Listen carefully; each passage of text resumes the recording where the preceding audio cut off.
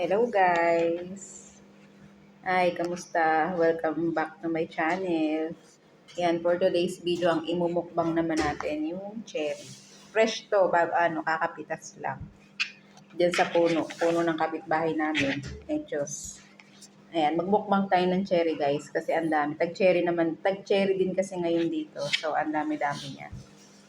Sa Pilipinas kasi, walang ganito eh. Ayan, dito marami kang makikita sa paligid na ganito guys. So, kain tayo ng cherry.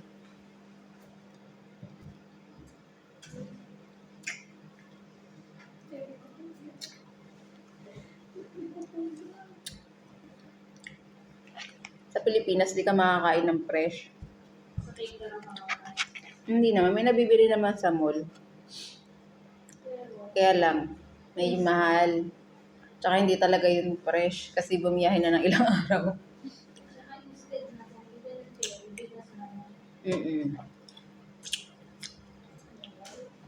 Hindi ako nabili nito sa Pinas kasi instead of cherry, bigas na lang ang bilhin. Ito guys, makikita mo lang ito nakakalat sa mga daan. Ang dami-dami. Daming puno ng cherry dito. Pero dapat, pagkukuha dito, magpapaalam. May ara.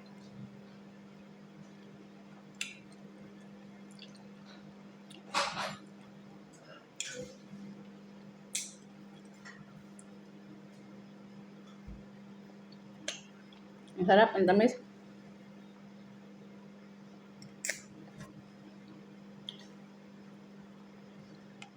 At pala kinuha ko na yung kay Chip.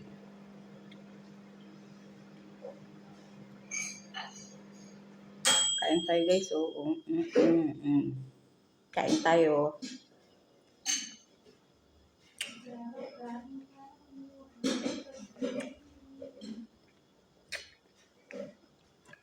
Yung isang araw pa ako nangangain ng cherry. Araw-araw cherry. Libreng cherry.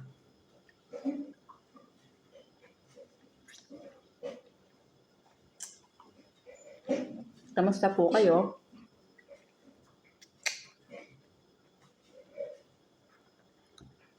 Sa dami, hindi ko alam kung anong kukuhanin ko.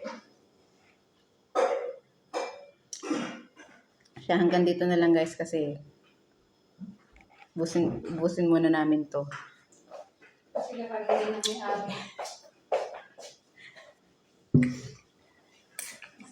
Yeah. Thank you guys. Ano kaya pwedeng gawin dito? Pa-comment naman po ano pwede pang gawin dito. Bukod sa cherry jam, yan, pa-comment naman po sa baba kung ano pwede pang gawin dito sa cherry kasi marami pa kaming makukuhan cherry. So hanggang dito na lang guys. Bye-bye. Thank you.